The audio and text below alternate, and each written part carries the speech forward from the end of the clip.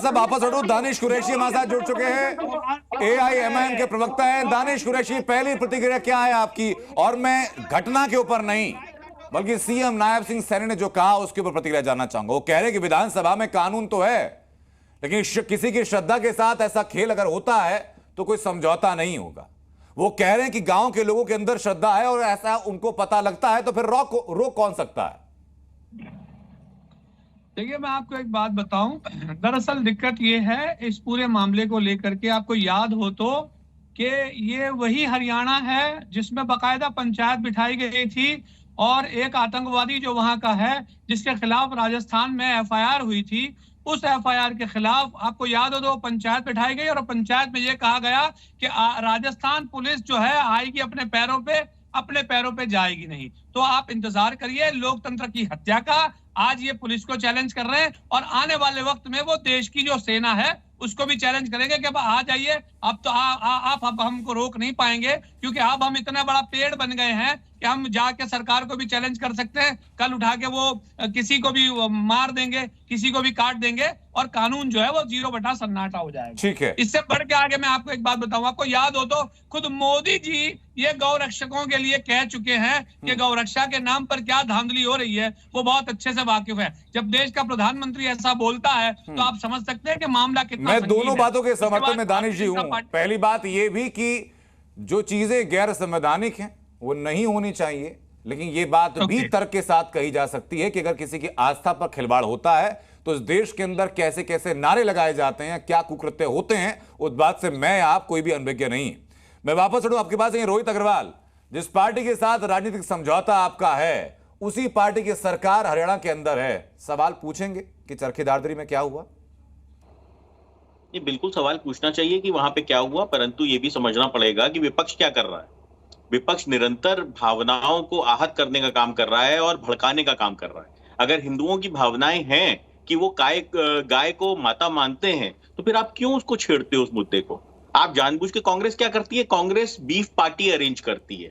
कांग्रेस कहती है कि बीफ पार्टी हम अरेंज करेंगे और जिसकी हिम्मत हो रोक के दिखा दो, जबकि हिंदुस्तान के अंदर गाय का मीट काटना इनलीगल है, खाना इनलीगल है। हिंदुस्तान के ज्यादातर राज्यों में इनलीगल है, उसके बावजूद आप हिंदुओं की भावनाओं को क्यों आहत करते हो?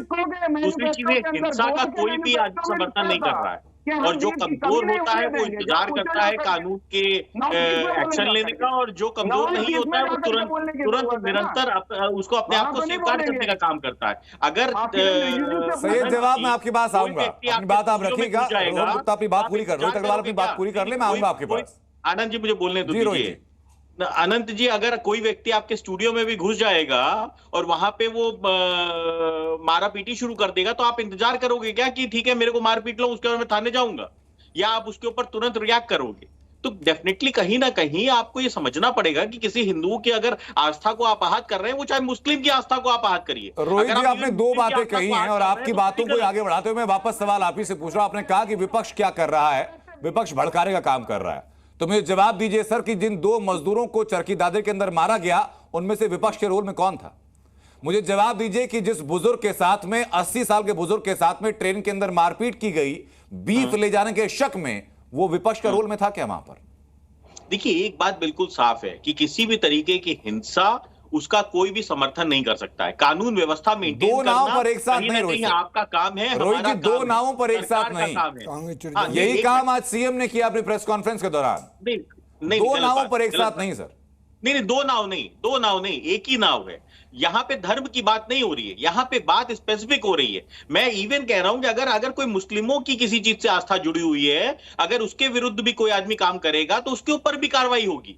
ऐसा नहीं है कि यहाँ पे हिंदू मुस्लिम का मुद्दा है, यहाँ पे इंसानियत का मुद्दा है। अगर कोई व्यक्ति कहता है मेरी आस्था जुड़ी हुई है गाय से, तो आप उसकी आस्था को जुड़े रहने दीजिए। आप कौन होते हैं उसकी आस्था को छेड़ने वाले? आप कौन होते हैं ये बताने वाले कि गाय कैसे आपकी माता हो गई? और किस तरीके के वीडियोस आज सोशल मीडिया के ऊपर पोल कराए जाते हैं कि गाय आपकी माता कैसे हो जाएगी साहब, गाय आपकी माता हो गई तो फिर फलाना आपका क्या है? ठीक है, अरे भाई आप कौन है? मैं वापस आऊं आपके पास। रोहित अग्रवाल जी, हमारे साथ 3 खास मेहमान जुड़ चुके हैं। हाजिर खान साहब हमारे साथ जुड़ चुके हैं, मुस्लिम धर्म गुरु हैं, स्कॉलर हैं। हमारे साथ विनोद बंसल जुड़ चुके हैं विश्व हिंदू परिषद से, और विवेक चौधरी जुड़ चुके हैं जेजेपी से। विवेक चौधरी, मैं आपके पास मैं हूं, उसके पहले छोटा सा कमेंट विनोद जी मैं जाऊंगा आपसे। लगातार तो आरोप लगते हैं हिंदू रक्षा दल पर या गौ रक्षा दल पर कि एनार्की फैलाते हैं, मनमानी करते हैं, शक के आधार पर गुंडागर्दी करते हैं। जी देखिए, किसी विषय के अंदर जो है ना, गौ माता जो है श्रद्धा और विश्वास का केंद्र है। गौ माता हमारी जो है ना, वो देश की आर्थिक समृद्धि का आधार भी है। गौ माता हमारी कृषि की समृद्धि का भी आधार है। अब ऐसे केस में अगर गौ माता के ऊपर कोई प्रहार करेगा, गौ माता के ऊपर कोई अत्याचार करेगा, गौ माता को संविधान के अनुच्छेद 44 के तहत जो विशेष प्रावधान भी दिया गया है, गौ हत्या के विरुद्ध देश भर में एक कड़ा कानून होना चाहिए, और हरियाणा के अंदर एक बड़ा कड़ा कानून है भी। इसके बावजूद भी हमने देखा कि किस तरह से जो जिहादी फोर्सेज जो है ना, लगातार गौ हत्या और गौ अपहरण और गौ तस्करी का काम कर रहे हैं। हमने देखा मेवात जो है, अनेक बार जो है ना, पुलिस वालों के ऊपर हमले हुए हैं। हमारी सिक्योरिटी फोर्सेज के जवानों की हत्या कर दी गई उन गौ हत्यारों के द्वारा, गौ तस्करों के द्वारा। अब अगर मान लो कोई घटना ऐसी होती है, मुझे नहीं पता, जानकारी मुझे पूरी नहीं है, कि भाई अगर मान लो कोई हताहत भी होता है, तो मैं कहता हूँ उसकी जांच होने दो ना जी। जांच होने से पहले कोई कैसे निर्णय कर सकता है? अगर कोई दोषी है तो उसको सजा होगी। लेकिन मेरा कहना साफ ये है कि अगर कोई किसी की धार्मिक भावनाओं को आहत करता है और कानून ही बताता है कि तो कानून के मुताबिक उठा के पटक दीजिए जेल के पीछे। कानून के मुताबिक जितनी कड़ी सजा है वो सारी सजाएं उसको दे दीजिए। उसके पुश्ते याद रखें, समाज में नजीर पेश हो जाए कि ऐसा करेंगे तो क्या हाल होगा, ये सब कीजिए सर। लेकिन शक के आधार पर किसी को मार कैसे सकता है? आनंद जी, दुर्भाग्य यही है कि वो जो कानून का पालन नहीं होता ना, तो समाज खड़ा हो जाता है। और जब कानून का पालन होगा, और कानून देखिए कड़ा कानून बना हुआ है, कड़ा कानून बनने के बावजूद भी हत्यारे जो है ना, अपनी इन ओछी हरकतों से बाज नहीं आ रहे, और लगातार हिंदू समाज जो है ना, उसके लिए उद्विग्न है, परेशान है।